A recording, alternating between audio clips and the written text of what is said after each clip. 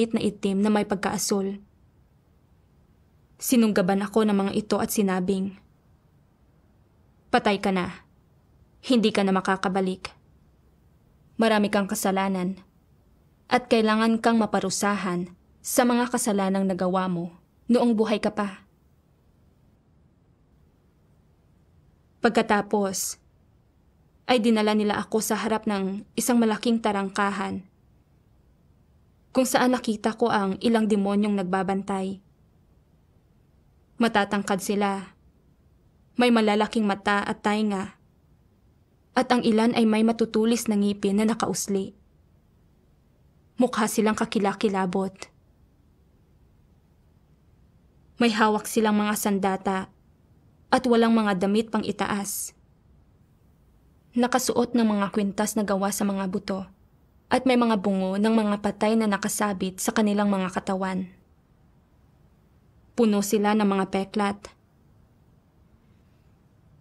Nakarinig ako ng napakaraming panaghoy sa sandaling binuksan ng mga bantay ang tarangkahan.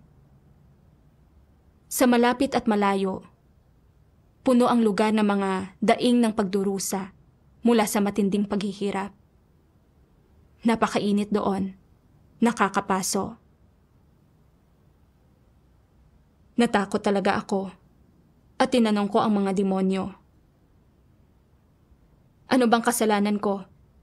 Hindi ako dapat nandito." Ipinakita nila sa akin pa isa-isa ang lahat ng kasalanang nagawa ko sa aking buhay. Sa anong araw, anong oras, at kahit hanggang sa anong minuto at segundo ko ginawa ang mga bagay na iyon. Kahit ang isang kasinungalingang nasabi ko na hindi ko man lang naisip noon ay napakalinaw na naitala roon. Narito ang ilang halimbawa. Noong 5 ng Setyembre, 2022, tumawag ang mga kapatid para anyayahan ako sa isang pagtitipon. Pero masama ang loob ko dahil sa pressure sa pamilya at hindi ako dumalo.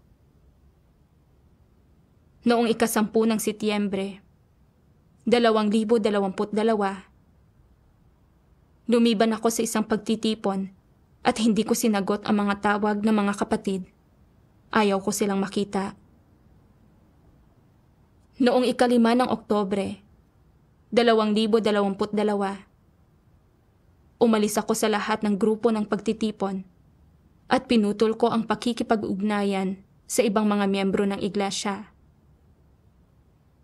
Noong 6 ng Oktubre, 2022, lumayo ako sa Diyos dahil pinaboran ko ang mga makamundong tunguhin at pagsasaya. Natulala ako. Natakot talaga ako nang makita ko kung gaano karaming kasalanan ang nagawa ko. Tapos, dinala ako ng demonyong nakaitim sa isang lugar na may kahoy na karatula na nagsasabing, dito pinarurusahan ang mga nanluloko, nanghuhusga o lumalapastangan sa Diyos. Dito ko nakita ang pinakamatinding parusa. Ang unang uri ng parusa ay pagkakaroon ng mga insekto na kumukutkot mula sa loob ng bibig at balat ng mga pinarurusahan at kinakagat sila ng mga insektong ito para kainin ng mga insekto ang buong katawan nila. Nakakatakot talaga ito. Sa pangalawang uri, ang mga taong pinarurusahan ay hubad. At isa-isa silang dinadala sa isang mahabang tabla kung saan 10 katao ang maaaring parusahan ng sabay-sabay. Kailangan nilang lumuhod, nakatali ang mga kamay nila sa likod, at nakapatong sa tabla ang kanilang mga baba. May mga lubid na nakapulupot sa leeg nila, at kapag hinihila ang mga lubid, lumalabas ang dila nila. Sa tapat ng tabla, isang kahindik-hindik na demonyo na may mga sungay sa ulo ang nagkakabit ng mga kawit sa kanilang mga dila. Pagkatapos, ay hihilahin ang mga dila nila ng malakas. Sa pagkakahila, ay nadodoble ang haba ng dila ng ilan. Tapos, gumagamit ang demonyo ng isang pako na kasing haba ng panulat para ipako sila sa tabla, na may apoy na nagliliyab sa ilalim nito. Walang tigil din ang demonyong iyon sa pagbubuhos ng kumukulo at umaapoy na tubig sa mga dila. Ang malaapoy na tubig na ito ay dinadala mula sa isang malayong lawa at tuloy-tuloy na ibinibigay sa lahat ng demonyo. Kapag ibinubuhos ito sa dila ng isang tao, ganap na nasisira ang dila.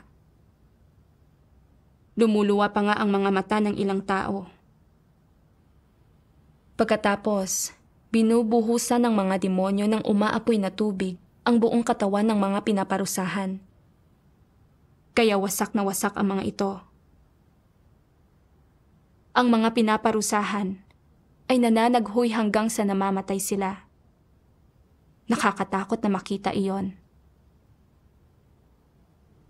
Hindi ito nakakayanan ng ilan at hindi nagtatagal ay namamatay sila.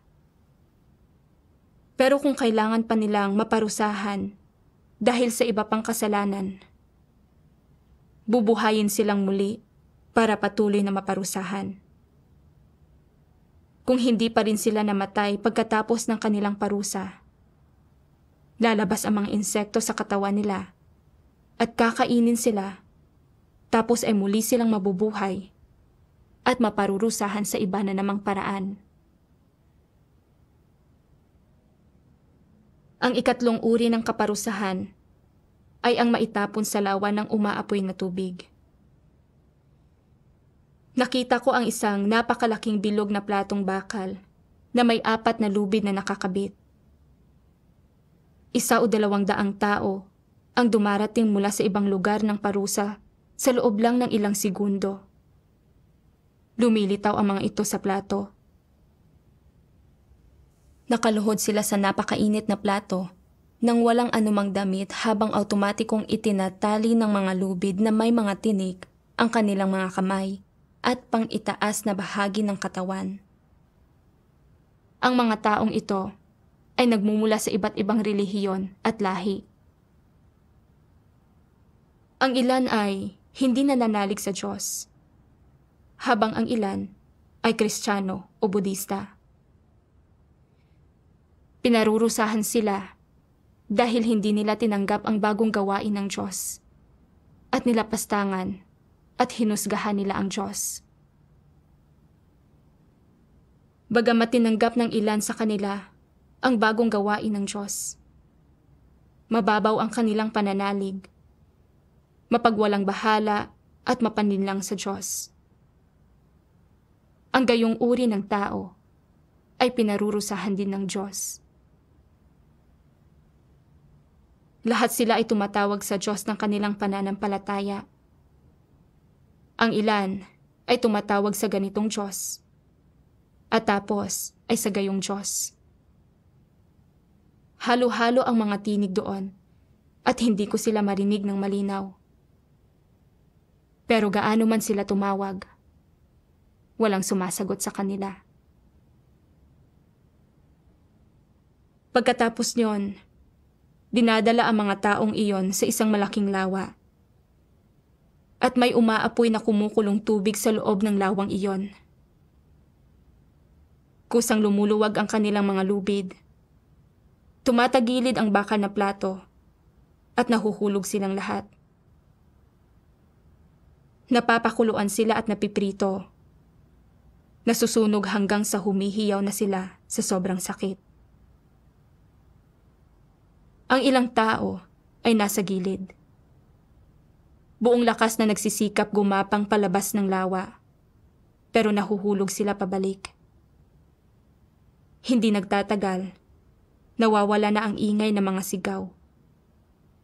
Patay na ang lahat. lumulutang sa ibabaw ng lawa ng umaapoy na tubig. Kapag patay na silang lahat, sinasalok silang lahat ng isang napakalaking lambat at muli silang nabubuhay para sa sunod na kaparusahan. Pagkatapos, dinala na ako sa ibang lugar. Ang mga naruroon ay pinarurusahan sa iba't ibang paraan dahil sa pang-iinsulto sa kanilang mga magulang, nakatatanda o mga guro. Hubot-hubad ang ilan, nakakadena ang kanilang leeg. May mga matinik na kadena ang mga braso at binti. Hinahagupit sila ng husto hanggang sa dumadanak na ang kanilang laman at dugo. Nagpupumigla sila at umiiyak sa sakit. Gumagamit ng mga palakol ang mga demonyo ng impyerno para putulin ang kanilang mga kamay at paa. At gumagamit ng parang martilyo para durugin ang mga ito.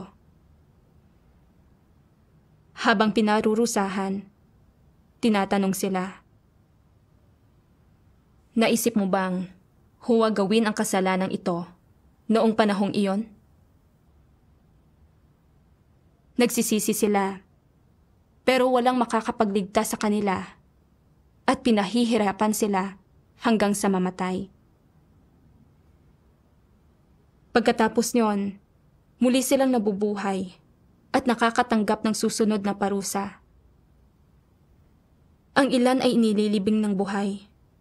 Gumagalaw ang lupa doon, umiikot, at may nagliliyab na apoy sa lupa. Ang mga pinarurusahan ay dahan-dahang hinihigo pababa, lumulubog sa lupa hanggang sa mamatay sila. Pagkatapos, ay dinala ako sa lugar kung saan pinarurusahan ang mga nakikiapid. Pilit silang tumatakbo para makatakas.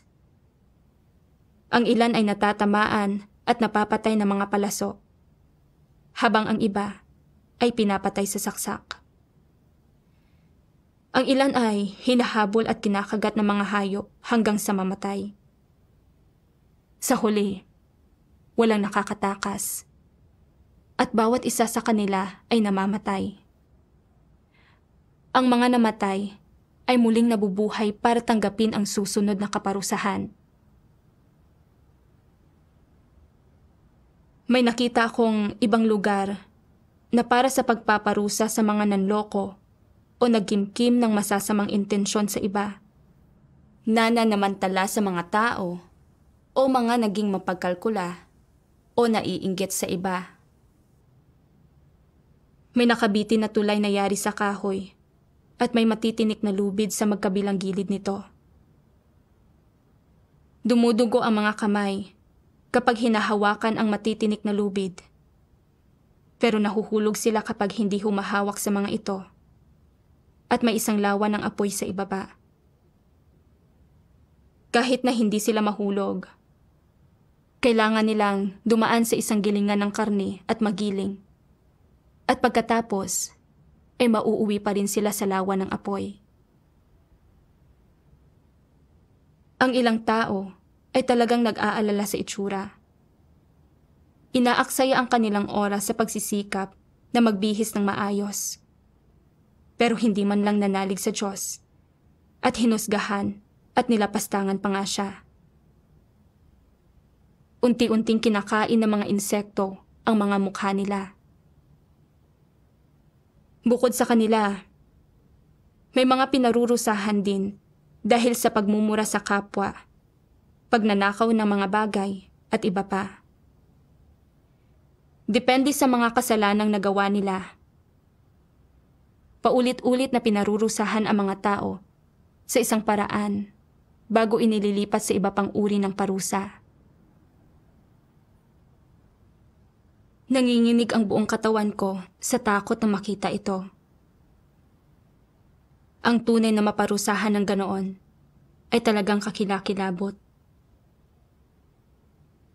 Pinagsisihan ko ang mga kasalanang nagawa ko. Pero hindi ko alam kung kanino ako magsusumamo, kung sino ang makapagliligtas sa akin. Noong sandaling iyon, wala sa huwisyo kong binigkas ang ilang sutra.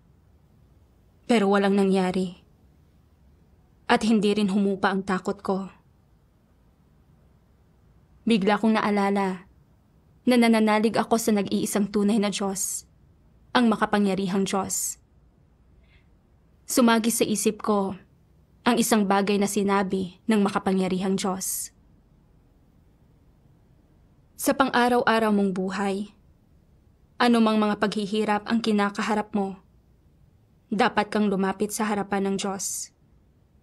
Ang unang bagay na dapat mong gawin ay lumuhod sa harap ng Diyos sa panalangin. Ito ang pinakamahalaga. Alam ko na ang Diyos ang naghahari sa lahat at na ang kinakaharap ko ay nangyayari ng may pahintulot niya. Kaya dapat akong tumawag sa Kanya. Naisip ko ang iba't iba kong kasalanan. Malamig ang loob ko sa Diyos at binaliwala Siya. Nananampalataya at dumadalo ako sa mga pagtitipon. Kapag maganda ang pakiramdam ko. Pero lumiliban sa mga pagtitipon kapag hindi.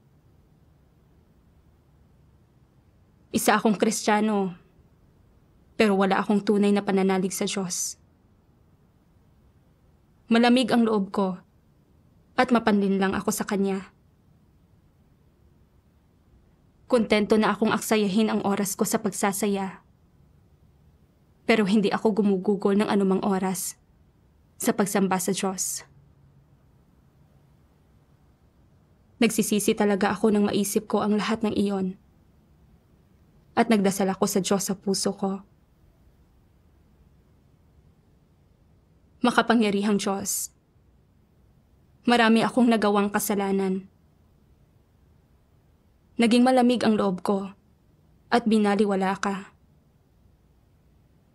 Nagsasaya ako sa pagkakasala at hindi ginagawa ng maayos ang tungkulin ko.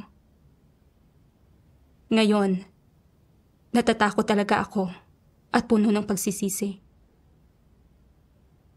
Ayaw kong mapunta rito at maparusahan dahil sa mga kasalanang iyon. Handa na akong magsisi. Pakiusap, bigyan mo po ako ng pagkakataong magawa iyon. Nais kong magpasakop sa iyong mga pagsasaayos at gawin ang lahat ayon sa kalooban mo. Paulit-ulit akong nagdasal at nangumpisal ng ganito. Isa-isa kong pinagsisihan sa Diyos ang mga kasalanang nagawa ko. Unti-unti akong kumalma at hindi na ako gaanong natakot. Maya-maya pa, ay naramdaman kong may boses na tumatawag sa pangalan ko. Pagkatapos, ay nakita ko ang isang sinag ng liwanag at may tinig mula sa liwanag na nagsabi sa akin, "Danny, nagsisisi ka na ba? Marami kang nagawang kasalanan. Kailangan mong sumandal sa Diyos at huminto sa paggawa ng mga kasalanang ito. Hindi ka maaaring maghintay na maparusahan bago magsisi. Iukit mo ang mga salita ng Diyos sa puso mo at hangarin mo ang katotohanan. Dapat tama ang nauunawaan mo at isinasagawa. Ito na ang huli mong pagkakataon at hindi ka na maliligtas sa susunod. Habang nabubuhay ka, magsikap ka na magampanan ng mabuti ang tungkulin mo at makapasok sa kaharian ng Diyos. Huwag ulitin ang mga kasalanan o mga pagkakamali mo. At huwag gumawa ng mga bagay na pagsisisihan mo. Dahil hindi mo pa natapos ang tungkulin mo, hindi ka mamamatay. Ililigtas mo ang mga nahuhulog sa kapahamakan. Hindi ko kilala ang nagmamay-ari ng tinig na iyon, Tila nagsasalita ito, kasabay ng ihip ng hangin. Hindi ito ganap na malinaw, pero naiintindihan ko ito. Bagamat malupit ang mga salita, nakapanghihikayat ang mga ito at napayapa ang pakiramdam ko. May mararamdamang pagmamahal at kaligtasan sa mga ito. Nakaramdam ako ng kaligayahan na hindi ko pa naranasan noon. Alam kong inililigtas ako ng Diyos. Binibigyan ako ng pangalawang pagkakataon sa buhay. Unti-unti akong nagkamalay matapos marinig ang tinig na ito. Pagkagising ko, nanginginig ako. Natatakot pa rin talaga ako. Nalulungkot ako at talagang nagsisisi dahil sa paggawa ng napakaraming kasalanan. Alam kong babala ito ng Diyos sa akin. Lahat ng sinabi ng Diyos ay totoo. Kailangan kong maniwala sa sinabi niya at makinig sa kanya. Hindi pwedeng patuloy ko siyang babaliwalain at maging malamig ang loob ko sa kanya. Binibigyan ako ng Diyos ng pagkakataon na hindi ko na pwedeng palampasing muli. Sinabi ko sa nakababata kong kapatid, gusto ko makausap si Sister Summer. Si Sister Summer ay isang tagadilig sa ang iglesia ng makapangyarihang Diyos na maraming beses nang nakipagtipon sa akin. Pinadalhan ako ni Summer ng ilang salita ng Diyos pagkatapos niyang malaman ang sitwasyon ko. Sabi ng makapangyarihang Diyos, ang Diyos ay nananagot sa bawat isang buhay ng tao, at siya ay nananagot hanggang sa katapus-tapusan. Naglalaan ang Diyos para sa iyo, at kahit na sa kapaligirang ito na winasak ni Satanas, ikaw ay nagkasakit o narungisan o nilapastangan, hindi ito mahalaga. Ang Diyos ay maglalaan para sa iyo at hahayaan kang mabuhay ng Diyos. Dapat kang magkaroon ng pananampalataya rito. Hindi basta-basta tutulutan ng Diyos na mamatay ang isang tao. Mula nang isilang ka hanggang sa ngayon, nakapagsagawa ang Diyos ng malaking gawain sa iyo, ngunit hindi Kanya binibigyan ng detalyadong salaysay ng lahat ng bagay na Kanyang nagawa. Hindi ka pinahintulutan ng Diyos na malaman ito, at hindi rin niya sinabi sa iyo. Gayunman, para sa sangkatauhan, lahat ng Kanyang ginagawa ay mahalaga. Para sa Diyos, ito ay isang bagay na kailangan niyang gawin. Sa kanyang puso, may isang mahalagang bagay na kailangan niyang gawin na lubhang nakahihigit sa anuman sa mga bagay na ito. Ibig sabihin, mula nang isilang ang isang tao hanggang sa araw na ito, kailangang garantiyahan ng Diyos ang kaligtasan nila.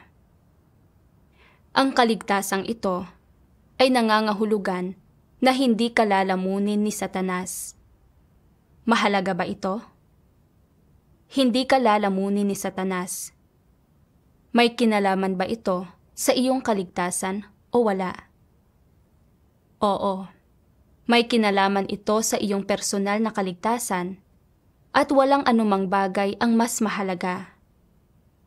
Kapag nalamon ka ni Satanas, hindi na pag-aari ng Diyos ang iyong kaluluwa at katawan. Hindi ka na ililigtas ng Diyos. Tinatalikuran ng Diyos ang mga kaluluwa at mga taong nalamon na ni Satanas. Kaya sinasabi ko na ang pinakamahalagang bagay na kailangang gawin ng Diyos ay ang garantiyahan ang kaligtasan mong ito. Garantiyahan na hindi ka malalamon ni Satanas. Napakahalaga nito, hindi ba?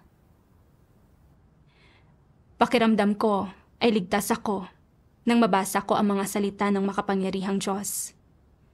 na parang may maaasahan ako.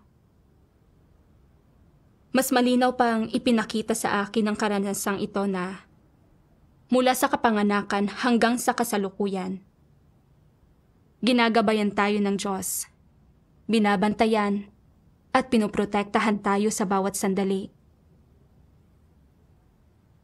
Dapat akong humarap sa Diyos, gawin ang tungkulin ko, at suklian ang kanyang napakagandang biyaya.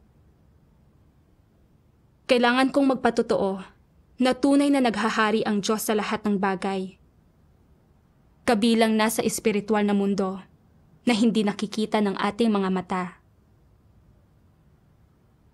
Talagang mayroong impyerno. Hindi ko naranasan ang paghihirap ng parusa sa impyerno, pero nakita ko ang itsura ng mga taong pinarurusahan sa impyerno. Maraming tao sa paligid ko ang naghahangad ng mga makamundong tunguhin, sumusunod kay Satanas. Hindi pa sila humarap sa Diyos. Nag-aalala talaga ako para sa kanila at ayaw kong mapunta sa impyerno ang mga kakilala ko na magdusa sila ng ganoon. Tanggapin man nila o hindi ang gawain ng makapangyarihang Diyos sa mga huling araw, tutuparin ko ang responsibilidad ko at magpapatotoo ako sa kanila na talagang mayroong impyerno at na talagang umiiral ang awtoridad ng Diyos. Tanging ang makapangyarihang Diyos ang makapagliligtas sa atin mula sa paghihirap sa impyerno. Gusto kong basahin ang isang sipi ng mga salita ng makapangyarihang Diyos para sa mga hindi pa nakaharap sa Kanya at para sa mga tumanggap na sa makapangyarihang Diyos pero hindi pinahahalagahan ang Kanyang pagliligtas. Sabi ng makapangyarihang Diyos, ang huling gawain ko ay hindi lamang alang-alang sa pagpaparusa sa tao, kundi alang-alang din sa pag-aayos ng patutunguhan ng tao. Bukod dito, ito ay upang kilalanin ng lahat ng mga tao ang mga gawa at mga kilos ko. Nais kong makita ng bawat isang tao na tama ang lahat ng nagawa ko na, at na ang lahat ng nagawa ko na ay pagpapahayag ng disposisyon ko. Hindi kagagawa ng tao, lalong hindi ng kalikasan, ang nagluwal sa sangkatauhan, kundi ako, na nag-aaruga sa lahat ng nabubuhay na nilalang sa sangnilikha. Kung wala ang pag-iral ko, mapapahamak lamang ang sangkatauhan at pagdurusahan ang hagupit ng kapahamakan. Walang tao ang kailanman ay makikitang muli ang napakarikit na araw at buwan o ang lunti ang mundo. Makakatagpo lamang ng sangkatauhan ang napakalamig na gabi at ang walang tinag na lambak ng anino ng kamatayan. Ako lamang ang kaligtasan ng sangkatauhan. Ako lamang ang pag-asa ng sangkatauhan at, higit pa rito, ako ang siya kung saan nakasalalay ang pag-iral ng lahat ng sangkatauhan. Kung wala ako, agad nahihinto ang sangkatauhan. Kung wala ako, magdurusa ng kapahamakan at yuyurakan ng lahat ng uri ng mga multo ang sangkatauhan, bagaman walang nagbibigay ng pansin sa akin. Nakagawa na ako ng gawaing walang ibang sino mang makagagawa at umaasa lamang na mababayaran ako ng tao ng ilang mabubuting gawa. Bagaman iilan lamang ang nagagawang makabayad sa akin, tatapusin ko pa rin ang paglalakbay ko sa mundo ng tao at sisimulan ang susunod na hakbang ng naglaladlad na gawain ko. Sapagkat ang lahat ng nagmamadaling paruot parito ko sa gitna ng tao nitong maraming taon ay naging mabunga at napakanasisiyahan ako. Ang pinahahalagahan ko ay hindi ang bilang ng mga tao, kundi ang mabubuti nilang gawa. Gayunman, umaasa akong naghahanda kayo ng sapat na mabubuting gawa para sa patutunguhan ninyo. Kung gayon, ay malulugod ako.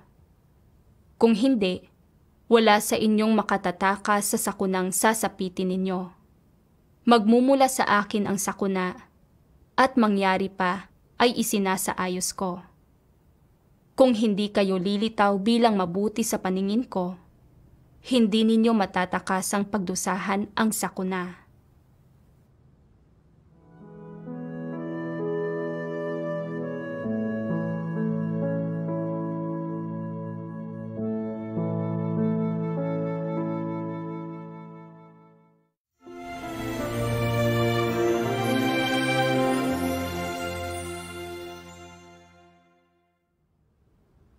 Hello sa lahat, ako si Joy. Ngayong araw, gusto kong ibahagi ang karanasan ng isang Kristiyanong taga Myanmar sa muling pagkabuhay matapos siyang mamatay. Muli siyang nabuhay isang araw matapos makumpirmang patay na sa ospital. At sinabi niya sa iba ang tungkol sa nakita at narinig niya noong mapunta siya sa impyerno pagkamatay niya. Ano ang lahat ng nakita niya sa impyerno? Ano ang lubos na nakaantig sa kanya? Sama-sama nating pakinggan ang kanyang karanasan. Interesado ako sa Kristyanismo noong bata pa ako. Pero dahil Budista ang pamilya ko, hindi ako naging Kristiyano. Naririnig ko na ang tungkol sa impyerno noon, pero hindi talaga ako naniniwala rito. Noong Abril 2022, inimbitahan ako ng isang kaibigan na sumali sa isang pagtitipon online, na siyang unang beses kong makabasa ng mga salita ng makapangyarihang Diyos. Nadama ko na ang mga salita ng makapangyarihang Diyos ay ang pakikipag-usap ng lumikha na nasa langit sa sangkatauhan. Nagbasa ako online ng maraming salita ng makapangyarihang Diyos pagkatapos niyon. Nalaman ko na ang makapangyarihang Diyos ang nag-iisang tunay na Diyos, at na bumaba ang Diyos sa lupa upang iligtas ang sangkatauhan. Pero dahil humadlang ang pamilya ko, at dahil kumapit din ako sa mga makamundong bagay, hindi ako regular na dumalo sa mga pagtitipon, at huminto pa nga ako sandali sa aking grupo sa pagtitipon. Pagkatapos, bandang 9:30 ng umaga, noong ika-3 ng Pebrero, 2023, medyo napagod ako pagkatapos ng isang pagtitipon. Kaya humiga ako para magpahinga. Kalaunan ay sinabi sa akin ng nakababata kong kapatid na lalaki na hindi ako magising ng pamilya ko mula sa pagkakaidlip na iyon, kahit ano pang pilit nila. Kaya isinugod nila ako sa ospital para malunasan kaagad. Sinuri ako ng doktor at sinabi niyang huminto na ako sa paghinga. Kaya nag-issue na siya ng death certificate. Walang nagawa ang pamilya ko kundi iuwi ako. Ipinaalam nila ito sa mga kamag-anak at kapitbahay namin, at naghanda silang magsagawa ng lamay at ilibing ako pagkaraan ng 3 araw. Hindi ko alam kung ano ang nangyayari sa bahay namin noon. Ang alam ko lang ay napunta ako sa ibang mundo. Nakasuot ako ng puting damit. Naglalakad mag-isa sa isang madilim at mausok na maliit na daan. Hindi ko makita ang langit o kung ano ang nasa harapan ko.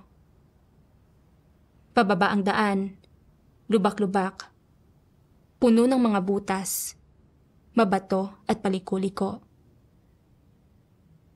Sa magkabilang gilid, Naaaninag ko lang ang iba't ibang uri ng kakaibang halaman na hindi ko pa nakita noon, na nababalot ng mga tinig.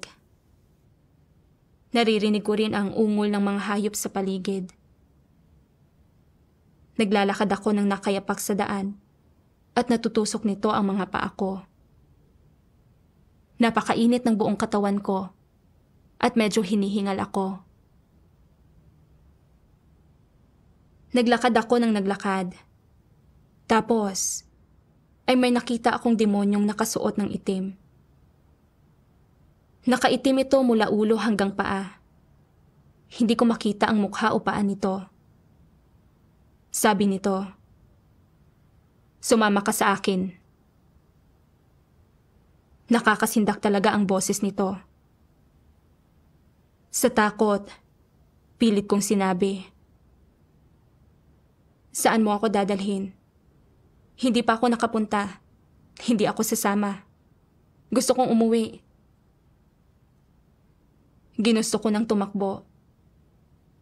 Nang sandaling iyon, umaligid ang 4 o 5 demonyo